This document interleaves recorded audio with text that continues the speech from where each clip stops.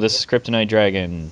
And Dante Zero, yay! Welcome to the PodStation by TrophiesonPSN. And today you've got a PSN pick of the week for us, is that correct? I do indeed. Let's hear it. Okay, well, as you know, we try and pick a varied mix of different types of games when we do the PSN pick of the week. This week, I am going to pick something that's probably out of a lot of people's comfort zones, but I think you should definitely give it a shot. I am going to pick Final Fantasy XIV: A Realm Reborn. Now, I know people are going to be kind of put off with that, the fact that it's an MMO, subscription-based. Let me just reassure you, after having put probably about 200 hours, maybe, probably less since it launched, it's well worth your money. Absolutely, 100%, definitely worth the price of admission. When you actually buy the game, you get 30 days subscription for free anyway. And until Square Enix sort out some of the issues that you expect with a launch of an MMO, you know, they're not actually taking subscriptions at the moment until that's sorted. So, to be honest with you, you've got as much time as you want to play. But essentially, Final Fantasy XIV is like the Final Fantasy games of old. You get to explore a lot of big, wide open spaces. There's the random battles. You're able to customize your gear. You're able to change job classes like some of the very old Final Fantasy games, like Final Fantasy 4, 5, and 6. Which, if you're a Final Fantasy fan, you'll know exactly what I'm talking about in respect of that. But the MMO itself is very pretty all round. It's probably one of the best looking MMOs that I've played. It's got the basics right in terms of controls, easy to use, with a massive learning curve should you want to pursue it. And that's kind of what made World of Warcraft successful in its early days. And it seems that Square Enix really have sort of taken note from that. And given the fact that the first Final Fantasy XIV launch was, you know, terrible, and they led to them shutting down, they really have worked so hard to get this game up to scratch. And when it launched, as I say, a lot of people were still skeptical about it, but I personally love this game. I cannot highly recommend it enough. You can pick it up on the PSN store for about 20-30 bucks maybe, and that'll include your 30-day 3-month subscription inclusive in that. Obviously, if you want to carry on past that, that's solely up to you, but bear in mind you can do it on a pay-as-you-go basis. Your characters will still sit on their servers. You just obviously won't be able to play until you pay your subscription for 30 days, which I don't think is a bad thing.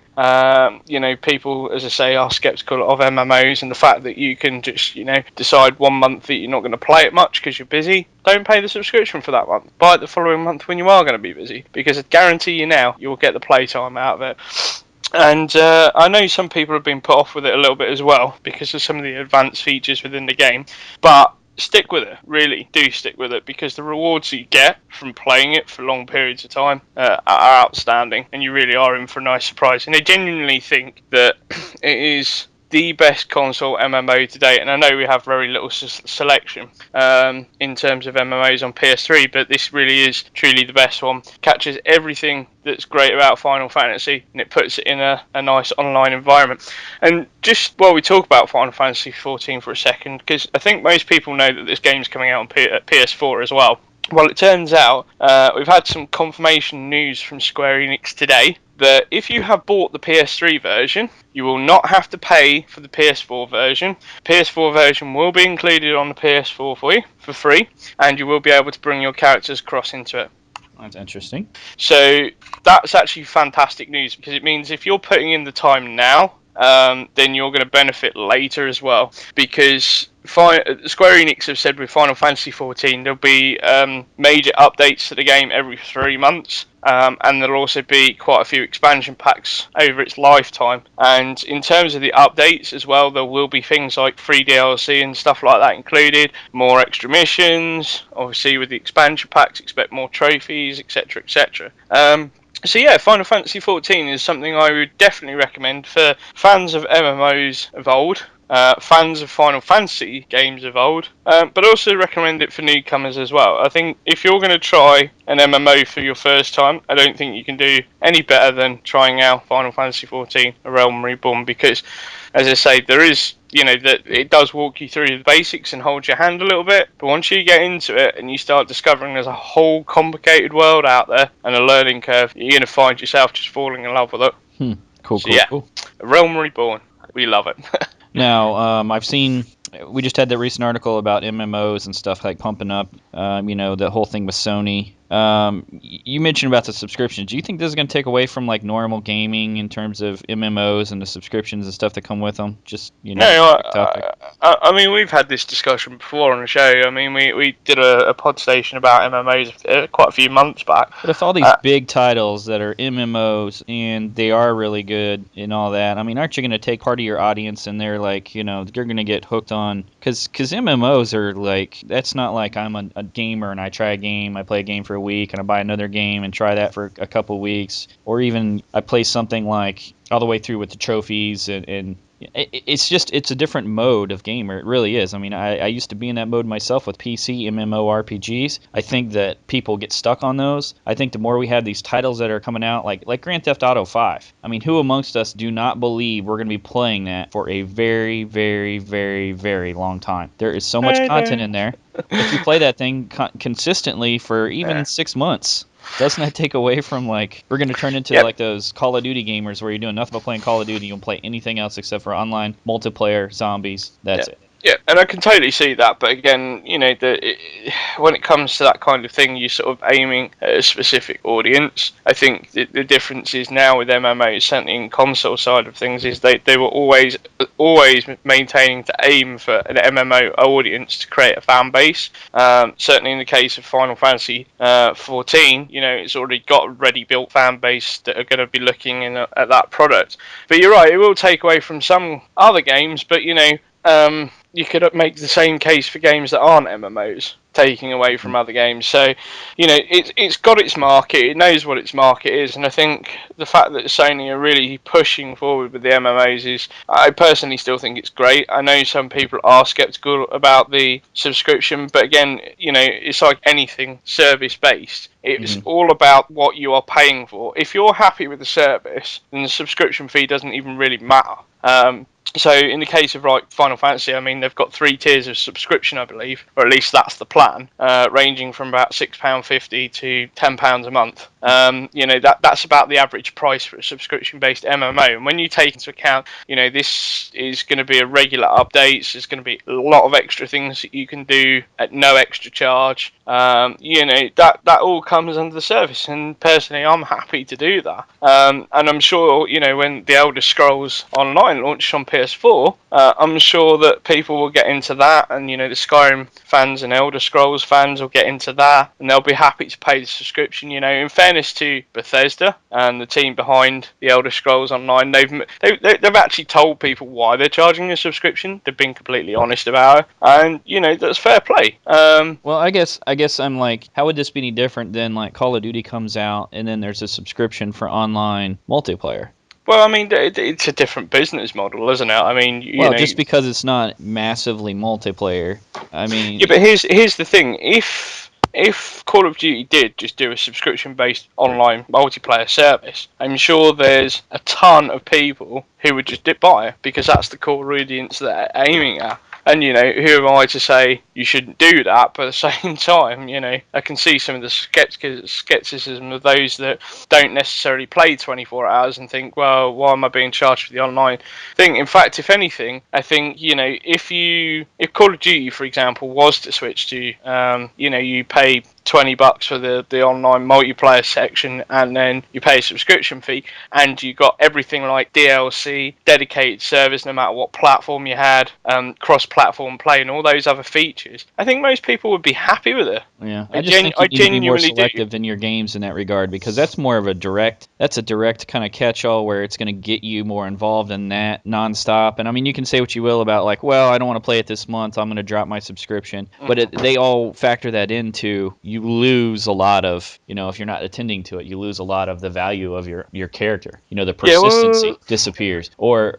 the other thing you got to realize is like you're kind of almost like when you have a subscription, it's like, well, it's just going to kick in. It's not going to be like I have to every month go in there and remember to put it forward. You're going to get into that realm where you're just paying every month. You kind of forget about it. And I would venture to say that it's just real clear that it would limit people jumping around from different games and trying different things. but Like trophy hunters. I mean, how would trophy hunters be hurt with that? Because there's only so much money to go around, right? I can imagine if you're, wanting to trophy hunt, then you really want to stay away from MMOs, really, because if you look, it's not so much that as if you look at most MMOs that are available at the moment, they are very long grinding processes, and they're really. It's not something you can even play for just 100, 150 hours and be like, right, I got my platinum, I'm done. Do you know what I mean? I really wouldn't encourage anybody to pay for a product or a subscription fee based on that. You've really got to take into account what exactly is it you're paying for, and are you going to get the use and the good quality service for it. I think it's important to remember as well. I mean, we're just focusing on the subscription based stuff here. Sony aren't daft when it comes to things like PS4.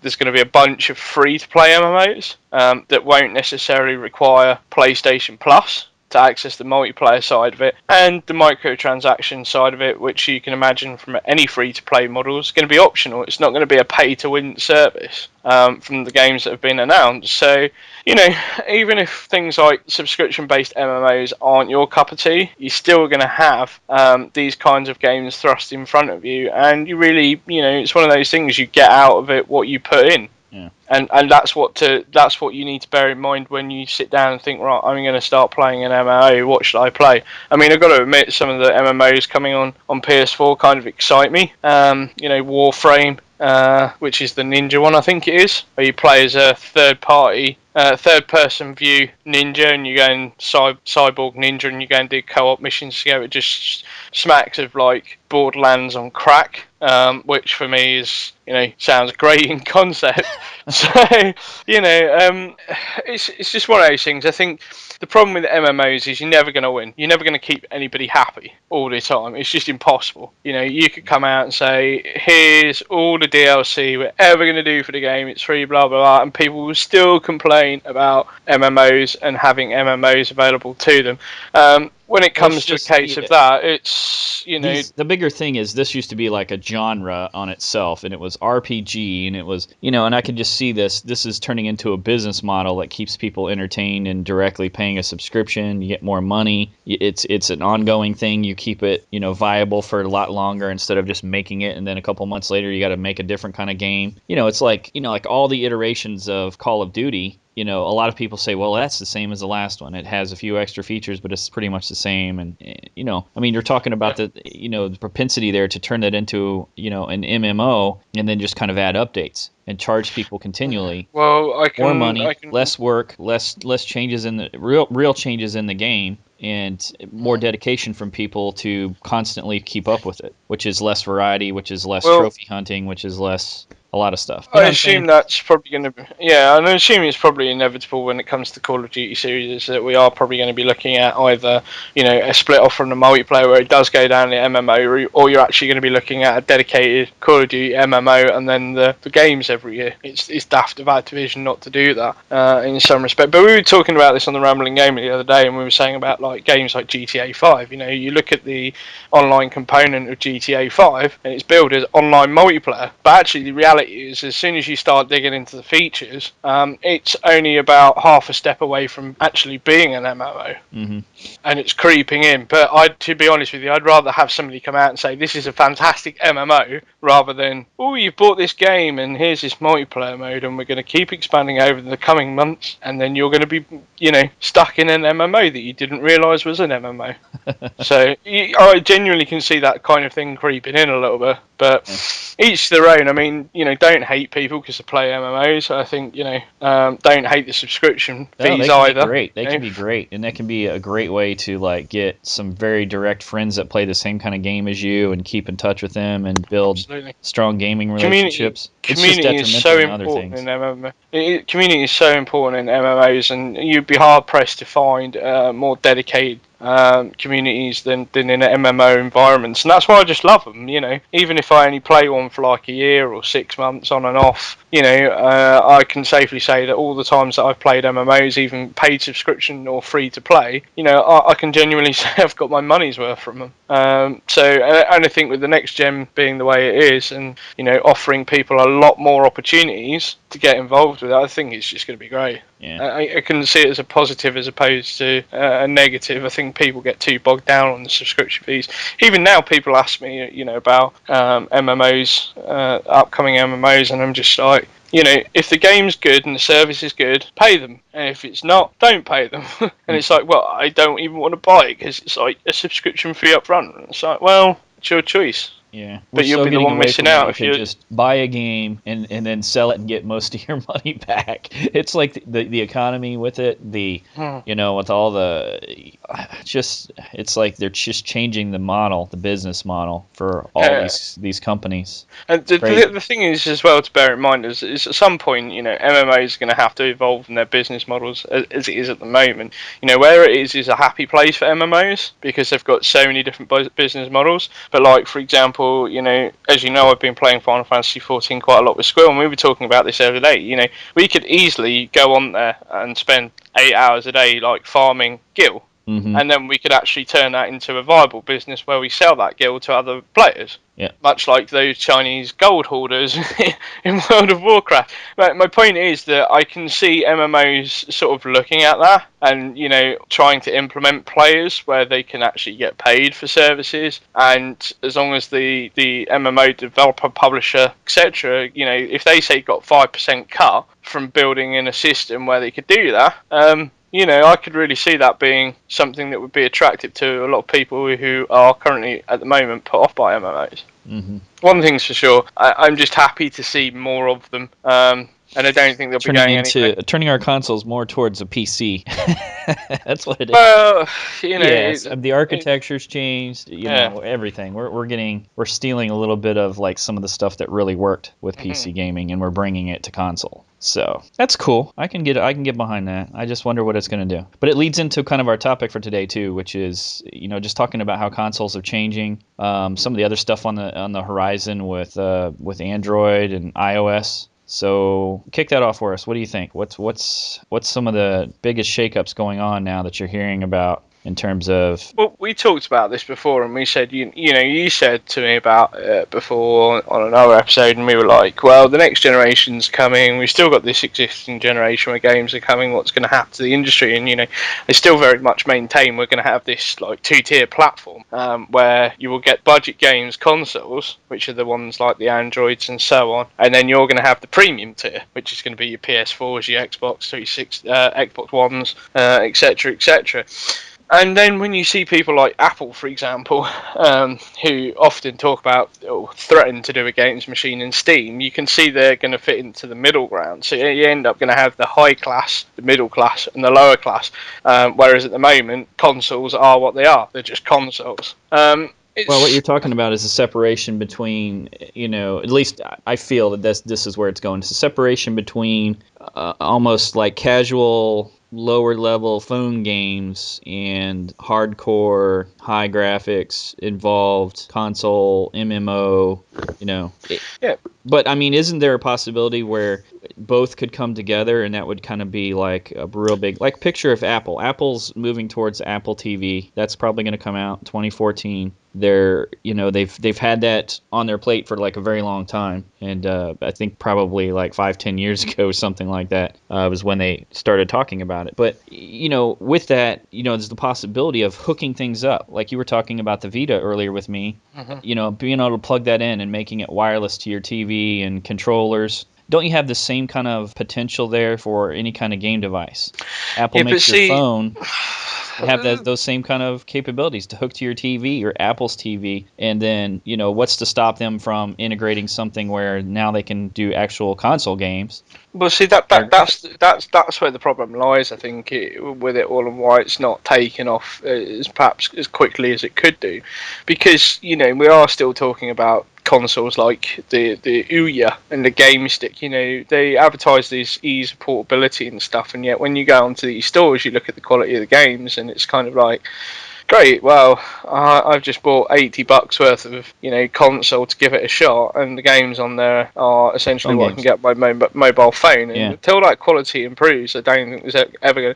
I don't think that the big three really have anything to Isn't worry that what about. streaming and the cloud and everything are kind of about, though? I mean, if Well, that you'd think so, develops like but it is, you don't need but a console. You don't but really need a console. the thing with these Android-based platforms is that they've only got so much power to do it, and they're not utilising things like the cloud. They're not utilising extra processing power. In fact, the only people I know on mobile, platforms that are really sort of making inward strides are really Unreal, and probably EA. They are making top quality games for mobiles, but strangely enough, they're not the ones that are selling. The ones that are selling are essentially the free-to-play ones with the microtransaction systems in them, and that's what's getting people's attention. What they're trying to essentially do is port over the success of the mobile platform and put it in a space that's predominantly taken up by consoles. And that quick fix, gaming experience you get on your mobile phone doesn't translate over well, and that's part of the problem. They're not, when you look at the PlayStation Vita as a platform, for example, those games are essentially built as the on-the-go console experience. So when you buy a Vita, you're going to get an on-the-go console experience, and Yeah, but that'll that's vary not in much terms of bigger time. than a. It's not much bigger than a mobile phone in reality. It's a little bit a mobile phone, unless you talk about the new model, which is way thinner and probably is more like a mobile phone. But anyway, but my point is that when you look at the Ouya, they're billed as these excellent gaming devices. They run Android, this, that, and the other, and the gaming experiences you get are completely different in terms of what's being Yeah. advertised. And Whereas for when those you that look don't at know, that's like a little. It's like a little silver box, right? yeah, it literally Maybe just 6 inches. plugs Just into you. yeah. Yeah, it's not particularly big, and the Game Stick one is essentially just a control pad with a USB device that sticks into the side of your TV, and off you go.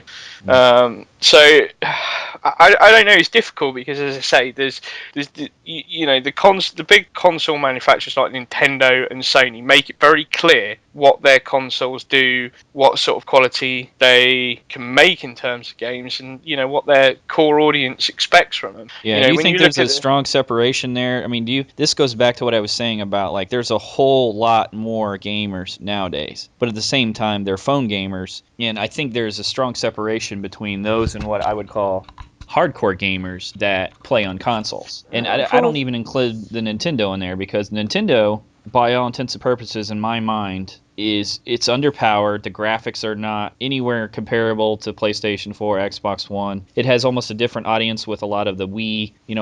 We know this. A lot of elderly people buy it. And Nintendo, to me, I think they're not gonna make it. They're gonna fall under because they're trying to play that middle ground. They're trying to be like, yeah, we got some fun games. They're not as high graphics, not as expensive, blah blah blah. And then Sony and Microsoft are just blowing it away with processing power and MMOs. The common factor between all three of them, I know you wouldn't necessarily consider that to be the case with Nintendo, though, is when they sort of get together and they build a console and they look at the games and they work with third-party publishers, they know the audience they're going for. They can pretty much say to each other, we can guarantee X amount of sales. Because we know we're going to be putting out products that we have a dedicated audience for, whether you're hardcore, casual or not. We can grab that audience's attention. When you look at like mobile phones and Android gaming, because there's so many people doing it and it's on so many different platforms, and it varies in terms of the quality of experience you get. It's like when you build a game on these platforms, who the hell are you actually aiming it at? Who is it you want to play your games? Who is it you want to buy? Because you can guarantee that when Sony or Microsoft sit down and go, well, yes, we want to bring new people in, but we need to bank on the people that are really going to spend money with us. If you look at it from an Android mobile games perspective, it's kind of like, well, we've just got to put it out there and hope for the best. And there have been a few success stories with that, things like Candy Crush Saga, etc., etc. But there's none. When you look at mobile gamers in terms of like mobile phones and these Android devices, there's no core audience there. You can't gauge the audience you're aiming products at. It's like, even now, and we talked about this before we started recording, it's like you go into a game shop and you can see the Ouya and the game stick on a shelf. And I still go in there now and question who is it they are exactly aiming their products at? Are they aiming it at the lower class who don't necessarily have £400-500 to buy a brand new console? Are they aiming it at the people that already have these games on their mobile phones? Are they aiming it under 3 to 6 year olds who are going to treat it like one of these learning tool things? Who is it they are exactly aiming for? And that's the biggest problem with it. That's why these Android platforms are not as, I keep hearing this all the time when, I read some of these industry white papers and stuff like that. It's all like, yeah, the future is mobile platforms, the future is Android, blah, blah, blah, blah, blah. And it's like, well, how can you back that up? Because the reality of it is you can't. Where's your audience? Where's the people you can bank on for money? When you go to make a product for Android, who exactly are you making that product for? Or are you just throwing it out into the ether? And, 90% of the time it's out there in ether. And that's why, places like Apple, for example, Apple tout the fact they have billions of apps available, but how many of them are actually bought and used, including search results, and people want to use? Do you see what I mean? There's none of this focused targeting, app specific sets of people to get them buying their apps. And so, the apps that really are good quality shine through, but the other 80-90% disappear. Yeah, I don't know. I'm looking at it like these things are all risks, obviously, and they're not touted as any kind of real innovation. And I think that's part of what the downfall with Nintendo is like the whole Wii U, all that stuff. Incorporating movement and all that is innovative at the time, but then it's like that's easily copied by other consoles. And then even then, those console fans are going to be looking at what the competition are doing. But I mean, even then, it's like the Move and all that other stuff, the Kinect. I don't really see that even taking off. It's still a niche. It's still not common to the main gamer that they have. But I'm just saying that it's still an audience for those products. Some of their innovation that they're doing with streaming and things like that also has the propensity to go the other way with things like Apple. If Apple has a TV and they have a tablet and they have any kind of game system or phone, and you can pass through stuff, with you were talking about earlier, with the Vita and being able to make it so that it wirelessly connects to TVs and wirelessly connects to controllers, then it starts becoming less about those kind of accessories and all that other stuff, or even the quality of the game. If that's nailed down, with faster speeds on the internet and streaming better and all that, it opens up to, having high quality graphics games and being able to play them on your phone. But again, especially for a company like Apple. But again, when I look at it from the console manufacturers, especially in terms of Sony with the new PlayStation Vita TV stuff and all that jazz, it's kind of like it may sell, it may not, it may take off, it may not. But the point is, they've still got an audience to aim that product at. I'm not convinced with mobile games, no matter how good quality they get. There may be a truly groundbreaking mobile game that just blows everybody away, and everybody looks at it and goes, "That's amazing." But again, it's one thing to have an amazing product. It's knowing how to market that, how to aim it, and build that core around it. And it's a lot harder to do on these Android platforms. And Apple will find that they have the same problem. In fact, the only other people outside of the top 3 manufacturers in terms of consoles that really wouldn't have a problem with it is probably Steam. Steam has such a groundbreaking system within there, albeit their flaws. They just need to package a box, put Steam on it, and nobody would care about the quality of games. But, again, Steam knows their audience. They know the PC market. They know that PC gets a lot of games that go onto consoles as well. So they're going to know who to target that product at, or trying to encourage new people to come in. But you're not going to see, if a Steam box comes out, what you're not going to see is a Steam box and then 50 different Steam branded mobile tablet accessories and stuff to run PC based games on. they are going to be aiming their products at a specific set of people, which some people could class as a niche. But I think in this day and age, I think when it comes to consoles and stuff, it's far from being a niche anymore. Far from it. In fact, if anything, I would say that as big as mobile gaming is, that's probably more the niche than console gaming is. Yeah. Okay. Well, I can see, I can see the death knell for Nintendo. I think it's happening. Called it. Well, I don't know if it will necessarily mean. Nintendo's not got long. That's my prediction. I don't think that they've put all their eggs in the whole. Like I play Nintendo. I'm going to say it like this. I want to hold a controller sometimes. I don't want it to always be about motion or all these other things that they come up with accessories and stuff. I just, if that's always your gaming, then it's like just too out there from the norm. And statistically, they've lost like 75% of their value or something like over the last 5 years.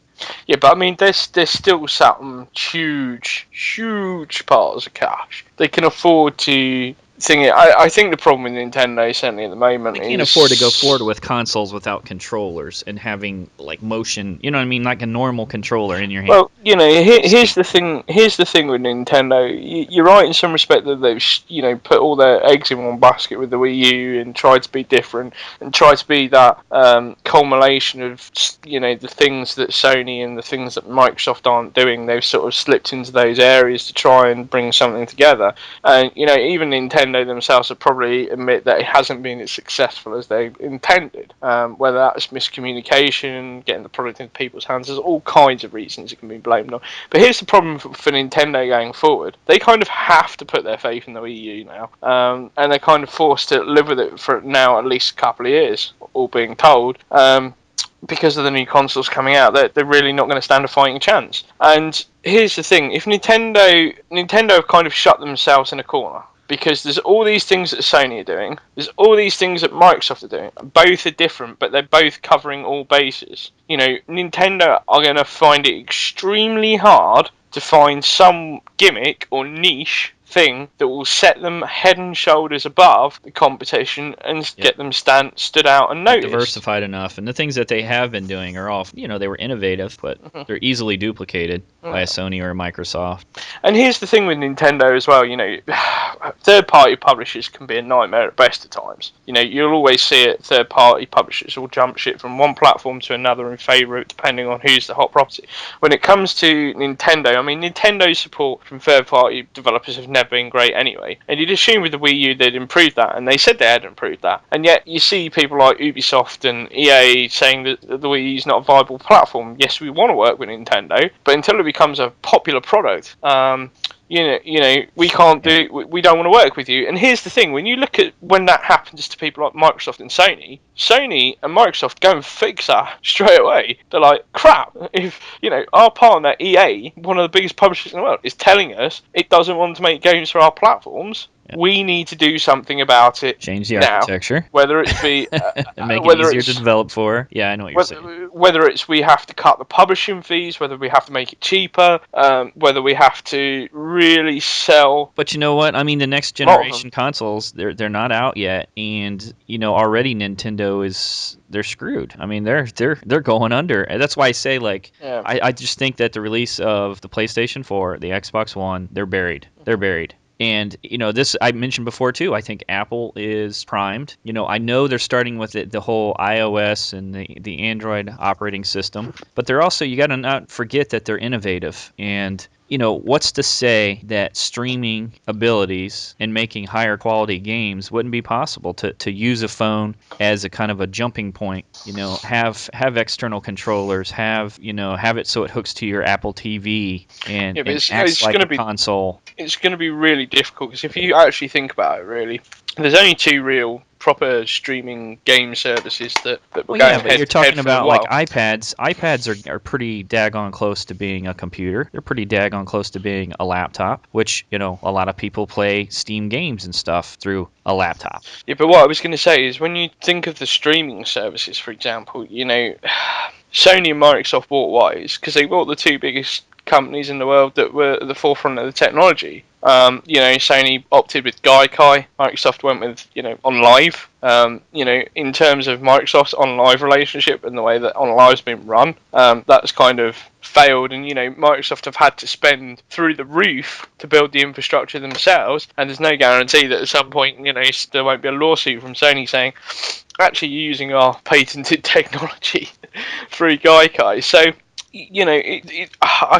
when we sort of talk about Apple doing potential game streaming services, they've got to avoid making the mistakes that OnLive and Gaikai have made in terms of getting started, because the technology is far from being foolproof. But more importantly, they're going to actually have to build it themselves. And the question would be then, is Apple committed enough to the gaming industry side of things to want to spend a couple of $1 billion building a cloud stroke gaming streaming service and then actually looking at putting high quality AAA games on their platforms? Well, I think people looking at it and investors look at Apple and say, when Steve Jobs was there, they were not afraid to just do their own thing. I mean, that's what it's all about with Apple, the iOS, like coming out with the iPad. All these things were all like them doing their own thing. And now that you're almost looking at them as Apple it's become stagnant. And people look at, okay, Steve Jobs was the mastermind, he's gone, and the current CEO, what's his name, Tim Cook, has to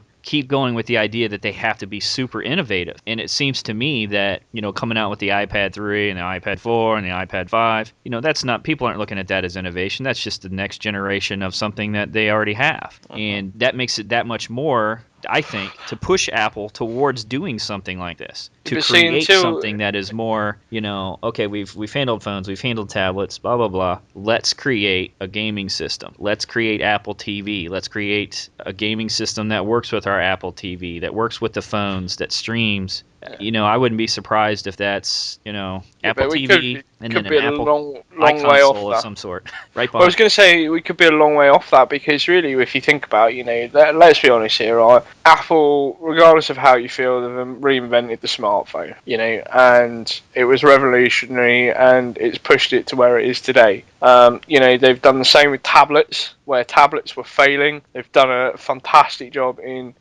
revolutionising that to the point of where they can just push out products with a number behind it and sell millions of them. But I mean, I doubt. How far off is it? Because we're talking about something like their next consoles are geared towards a lot of the own processing power and things like that. But they're also starting to take up the streaming. And if there's anything to be said about Apple, is they also, just like I think you mentioned this earlier, they sit and they wait patiently and they kind of see all the mistakes that other people have made, and then they take it and they make it better, and they make it work within their own structure, so that it's like coming out with a Mac. It's great to come out with a whole new PC, but then it's also the software. You know what I mean? It's not just a revolutionary computer. Here's revolutionary software to run with it. And you can't forget about Apple's iTunes. It's a process for streaming music and things like that. So it's not like they're not in that streaming, technology, computer-based realm. They completely are. They're like poised on the edge, like Steam is with PC games, to do something entirely unique. But when we talk about Apple and gaming, it's going to be a whole different kettle of fish, because when we talk about the iPhone and the iPad stuff, what we're talking about really there is, we were talking about two industries that were slowly chugging along. The competitions between manufacturers, even the software on phones, was pretty poor. It was chugging along, and there was real lack of any real innovation that grabbed people's imagination. Apple saw an opportunity to step in there and do their thing with the iPhone and the iPad.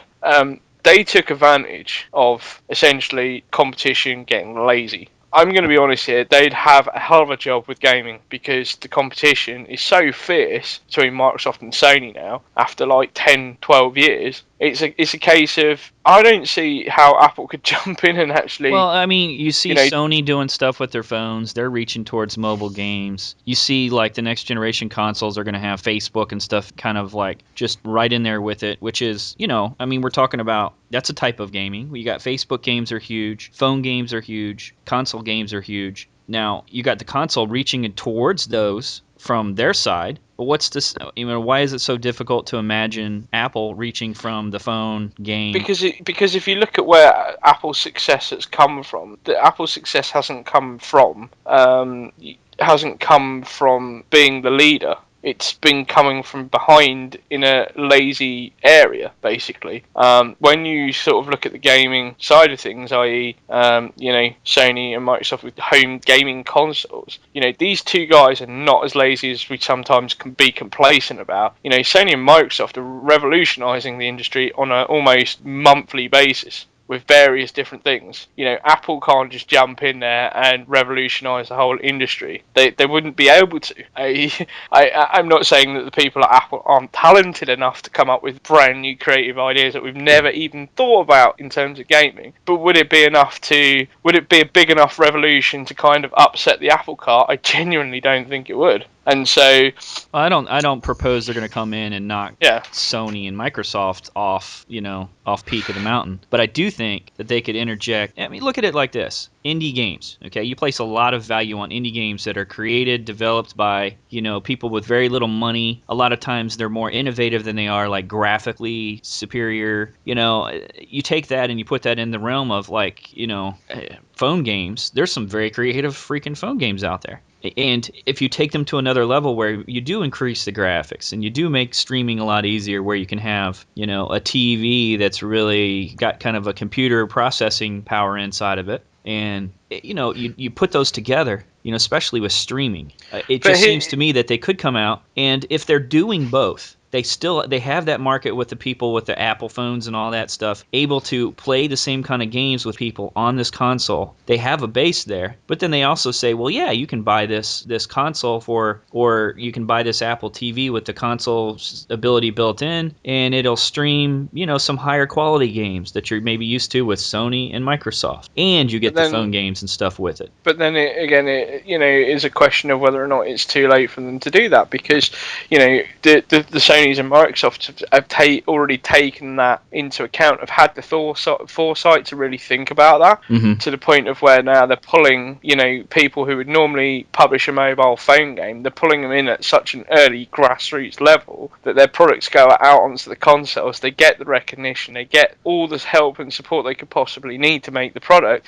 and then it's pushed back outwards. So it goes on to the home console, which then pushes out the Vita, which then pushes out to phones, especially in terms of Sony's own phones, selling mobile games based from Sony IPs or specifically for Sony branded phones. And Microsoft are probably going to start doing the same with the fact that obviously they've acquired Nokia for about 4 billion or something like that. There's a reason why these console manufacturers are looking at it. So it's now starting to sort of lopside itself a bit, where the consoles are actually the ones dictating of how mobile gaming is going to change, as opposed to mobile gaming dictating how console and home gaming is going to change. And you only have to look at the interconnectivity. We've talked about this before. You only have to look at the emphasis on interconnectivity between full-blown AAA games and apps. You look at upcoming games such as Watch Dogs with the AR app, things like that, the Call of Duty Elite services and things. And it's, the console manufacturers really have taken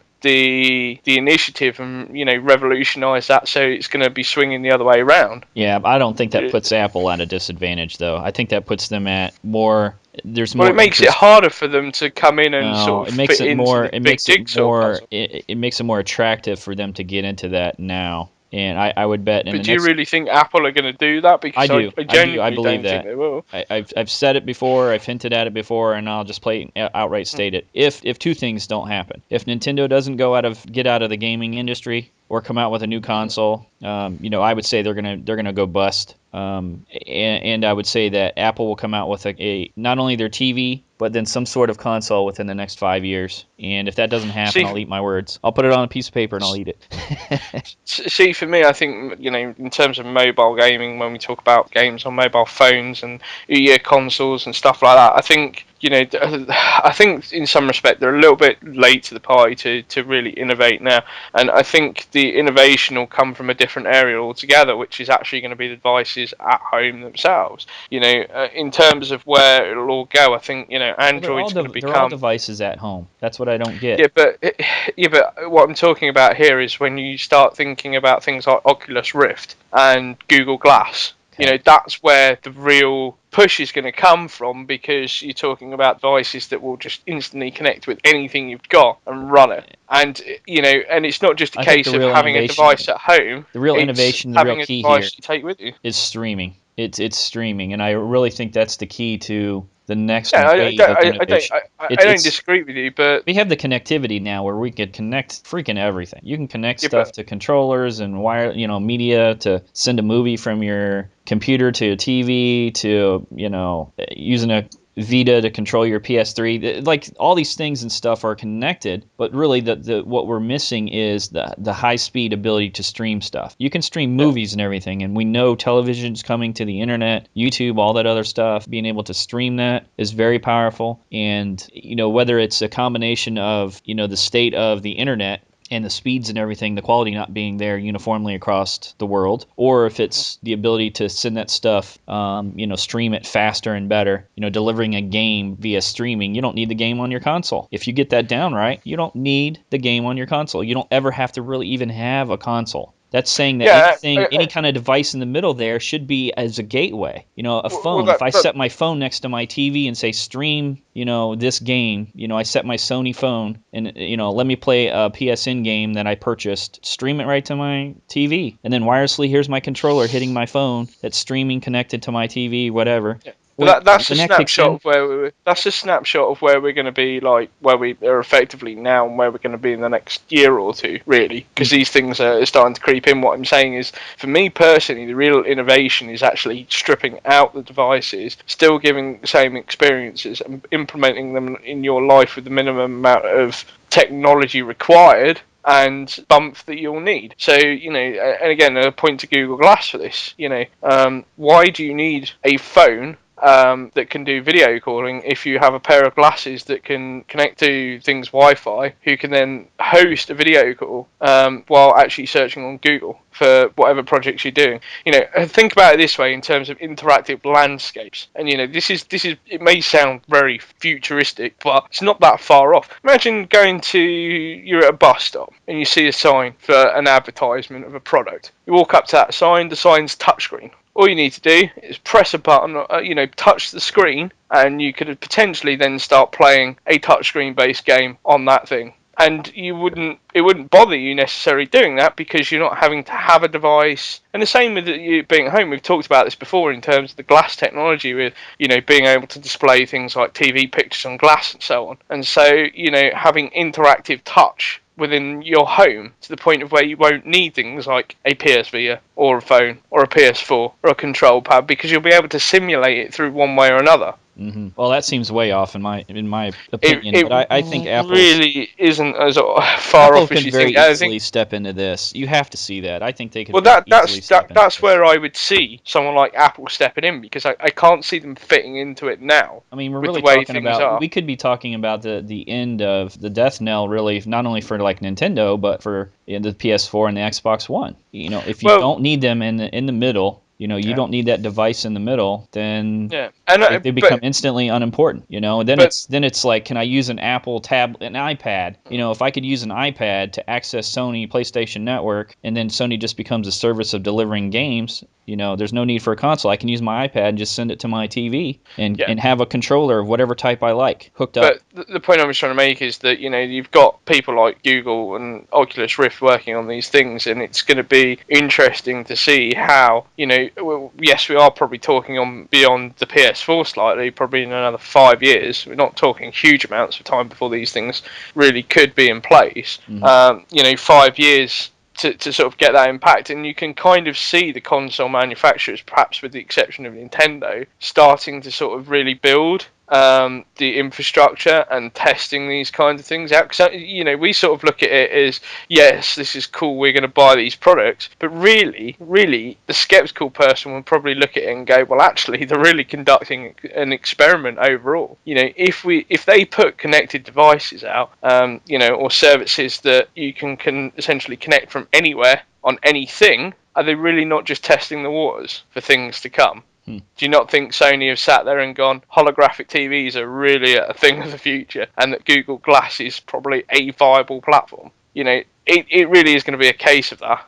I truly think that's where it's going to be, and I think this is really where things like Android and stuff's going to become important to console manufacturers and stuff, but. I don't know. I can't see console manufacturers being phased out. They're just gonna. I just see them really as being on the ball in terms of revolutionising and in evolving way more than I don't know. In some respects, you can argue that some of these things are a little bit backwards. It's kind of like we've gone back to having a USB device that you stick in a physical device to present you with all your gaming needs, when really what we should be looking at is removing the USB device altogether. Do you see what I'm saying? It's like, Yeah. Well, I can see Sony and we need Microsoft streaming to looking take at a whole new level. We need storage to take whole new levels. There's a certain thing to be said about like the cloud and everything like that, but at the same time, a lot of these things, the program's becoming very, very big, and if you have a combination of some of the data stored locally and then some of it, being streamed to you, the visual aspect of it mainly, you can really cut down on the need for a lot of resources, having high amount of RAM and all these other things. So, it's just somebody's got to come along and kind of coordinate it. It seems so messy too. Like I often wonder.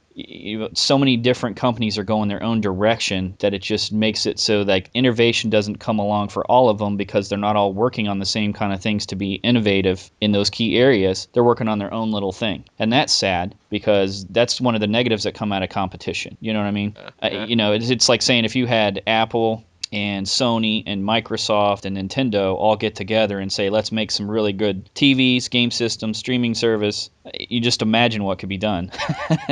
It's like, holy. Yeah. It would, to say the least, it'd be incredible. But they're each competing in their own area, and I think just don't leave Apple out. I don't think it's too late in the game, and I think there's going to be room. There's going to be a void left by Nintendo if they don't change their tune. You're absolutely adamant that Nintendo are going to die, aren't you? I am. And they rely too much on, like, we talked about before about companies having mascots and stuff, like a lot of their games, and just it's like it's getting old, man. I had this realization the other day. Old school games and stuff. It's like, yeah, a lot of us that have been gamers for a long time, it's nostalgic to see that, but at the same time, it's also kind of like, let's move on. Yeah. We all want that innovation. We all like tech. Whether you say it or not, we all everywhere like innovation. You like something to be easier, faster, better graphics. That's just the way it is. You don't want to play something old. You don't want to go back and play an Atari. It's fun for a couple hours, but then after a while you're like, this is pretty lame and compared to what I can go get now. Yeah, I was going to say it would be an issue of curiosity as opposed to your main. You show that to kids nowadays and they laugh and go, yeah. Okay. When I were a young lad, we used to have our Pong machine up. Yeah. So I'm open to the whole idea of things changing greatly in the next 5 years with Apple aside thing, to sort of wind this down a bit then, do you really think that in terms of these like Android based devices and stuff like that, like the Game Stick and Ouya, is it really them that are going to be pushing mobile games to get better, more advanced, and capture the public's imagination, or do you think they're kind of going to be pushed away a little to the side a little bit? They're going to find the same realm as Nintendo. Well, what I was going to say is, do you think are they going to be pushing it to capture the public's imagination, or is it going to go the opposite way, where console manufacturers actually cannibalize these kinds of things and then put their own stamp on it, and then they're the ones that are actually really going to be pushing the things like the mobile games market? I think they'll fail greatly. And I can't see them. That's why I say with Nintendo, they're almost a lower quality. They're not in the same realm as other consoles. They're not in the same realm with their handhelds. They're not going forward and getting away from their trademark characters, and I'm just saying that I see, like, phone games are the same kind of thing. So like you said, it truly is. You play your phone, you're on the go, you entertain yourself with it. Facebook, you have your friends there, you play that kind of stuff. It's not the same thing as console gaming. That controller in your hand is a hell of a lot different than playing on a touch screen or your smartphone touch screen. Yeah. And I'm saying that to be successful, they have to do both. I think they have to take that we've got those kind of games, and we're going to give you some other stuff that's, making it, putting a reason to put a controller in your hand to step to that. Because then it's like you're bringing the best of both worlds together. You got your phone games and your Facebook stuff and all that you can play on your phone during the day, but then there's another version that's connected with that you can play on your console, on your TV at night with a controller in your hand. And I'm saying if you do that, that's strong. That's what I was going to say. My closing thought on it would be, I genuinely think, Android will still be a viable platform for a lot of things. Gaming, probably not, other than to deliver apps. And I genuinely think as the new generation of consoles pushes forward, this is exactly as you say. The mobile games are going to be essentially a part of your overall console experience. You're going to be, for example, you're going to walk out of the house and you're going to be able to message your PSN friends and stuff like that on your app. But then you're going to be able to play, meta games within games. Yeah, but you're just talking messaging, and that's where I'm saying, no, but I'm just saying, developing phone games, they're really developing apps. Let's face it, that's closer to an app than it is a game. I point that out as a draw because what I'm saying to you is that you're essentially going to end up having, as the next generation of gaming goes forward, is you're going to have games within games. And those games within games are going to be the mobile-based stuff. It's going to be apps and mobile games that you play that will then have an impact on your experience when you get home and you switch that console on. Mm-hmm. And, the social part of that is going to be important as well, because that's actually going to be increasing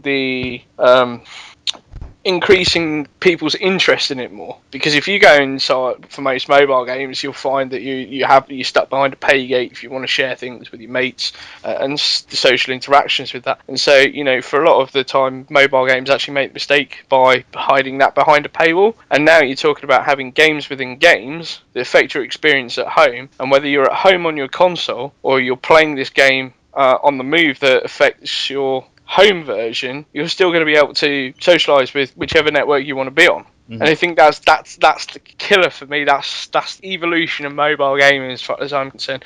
And be that on mobile phone or the renewed interest in PS Vita, that's really where it's going to come from. It's going to be a case of if you want to play your mobile games, you at least want to get something out of them rather than just having your standard high scores or you've unlocked a thing.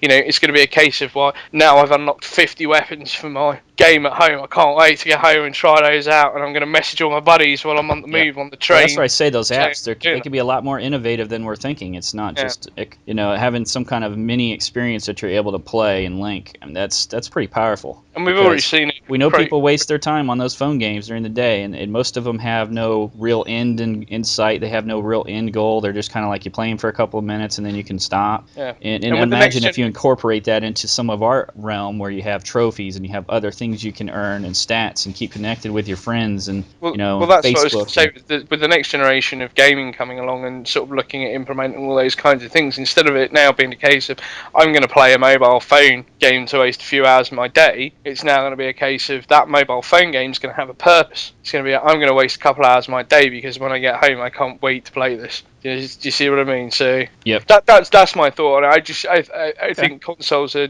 the console. So final word is that you accept the idea that Apple could turn a game iTunes service into something that could be viable if they're able to make high-end games that we see on the PlayStation and Xbox, that they might have something there? That wouldn't be my thought. No, my thought would be that Apple will just continue to do what they do. I don't think, I still can't realistically see them coming into the game space, and if they do, they've got to try and overcome the revolution of games consoles pushing their experiences outside of games consoles into areas that people genuinely do spend hours wasting their days on. That's what Apple are going to have to overcome should they want to do a games console, and I just don't think it's going to work. It's not working for Android at the moment, and you've got to bear in mind Android is the world's #1 operating system on mobile phones. It eclipses iOS something like ridiculous, like 30-1. And if it's not working for Android, I genuinely cannot see it working for Apple anytime soon. Mm-hmm. Yeah. So that's where I'm at. I just think, this is another one of those. We'll see. We'll see what happens. The future will tell us. But that's what I was going to say. We won't have long to wait to gauge the impact of that. We're September now. PS4 is 15th November. End of November for Europe. You can bet your bottom dollar there's going to be a whole suite of apps available day one, and that's when we're really going to start to see it. So 2 months, and you could see a massive change, massive shift. Well, with that, thank you for joining us. I hope this lively discussion got everyone thinking. And we'll catch you on the next PodStation by Trophies on PSN. I'm Kryptonite Dragon. I'm Dante Zero. Have a good one.